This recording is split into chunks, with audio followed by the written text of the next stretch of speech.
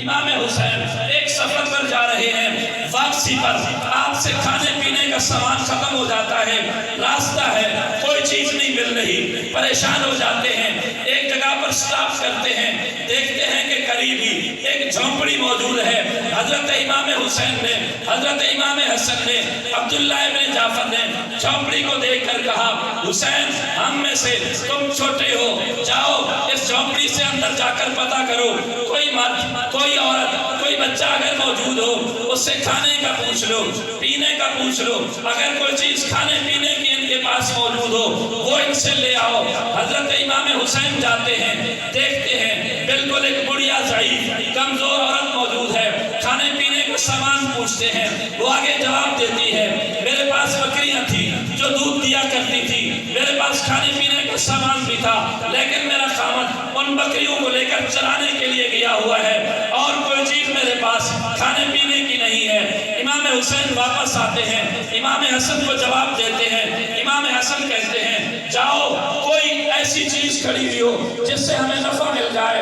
امام حسین دوبارہ جاتے ہیں، ایک بکری نظر آتی ہے، وہ بڑھیا سے پوچھتے ہیں، بڑھیا تو کہتی تھی یہاں کوئی بکری نہیں ہے، یہ بکری تو موجود ہے، ہمیں اجازت دے دو، ہم اس سے دودھ لیتے ہیں۔ بڑھیا نے جواب دیا، بیٹا میں نے آپ کو جھوٹ نہیں بولا، آپ کو کھانے کی ضرورت تھی، پینے کی ضرورت تھی، لیکن یہ بکری بالکل ایسی فارغ ہے کہ دودھ نہیں دیتی، کسی کام کی بھی نہیں ہے، آپ کی ضرورت پورا نہیں کر سکتی۔ امام حسین واپس جاتے ہیں، امام حسن کو یہ سارا واقعہ بتاتے ہیں، امام حسن کہتے ہیں اس بڑھیا کو کہہ دو اجازت تو دے دے، دودھ دینا تیرا کام نہیں ہے، بکری کے تھنوں کے اندر دودھ دینا میرے اللہ کا کام ہے، میں اللہ سے دعا کروں گا، بسم اللہ پڑھ کر دودھ کے تھنوں پر ہاتھ پھیروں گا، انشاءاللہ ہمیں امید ہے اللہ دودھ کو پیدا کر دیں گے۔ امام حسن واپس آتے ہیں، اماں جی ہمیں برتن دے دو، اماں جی نے برتن دے دیا، تھنوں کو دھویا، دھو کر برتن آگے رکھے، دودھ کو دھونا شروع کر دیا اور تھنوں کے اندر دودھ آنا شروع ہو گیا، ایک برتن فل ہو گیا، دوسرا لایا گیا وہ بھی بھر گیا، تیسرا لایا گیا وہ بھی بھر گیا۔ امام حسن پی چکے، حسین پی چکے، عبداللہ ابن جعفر پی چکے، لیکن وہ برتن پھر بھی باقی ہے، برتن بھر گئے، پینے والے دودھ پی چکے۔ اس کے بعد انہوں نے تھوڑی دیر آرام کیا، آرام کرنے کے بعد حضرت امام حسن نے فرمایا اماں جی اگر اجازت ہو ہم اس بکری کو ذبح کر کے کھانا پکا لیں۔ اماں جی نے کرامت دیکھی ہوئی تھی، کہنے لگی بیٹا آپ کو اجازت ہے، کھانا پکا لو، کھا لو، بھون لو، میری طرف سے اجازت ہے۔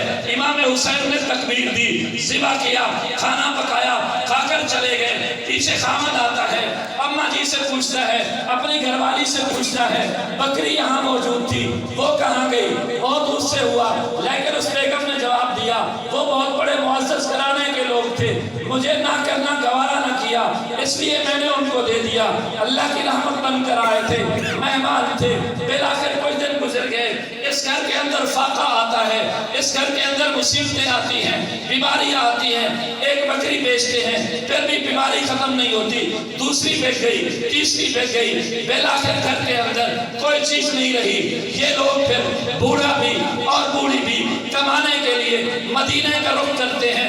جب مدینہ پہنچتے ہیں پہلے نظر امام حسین پر پڑتی ہے، لیکن یہ دونوں اتنے ضعیف تھے کہ ان کی آنکھوں میں بینائی اتنا زیادہ نہیں تھی، پہچان نہیں سکے۔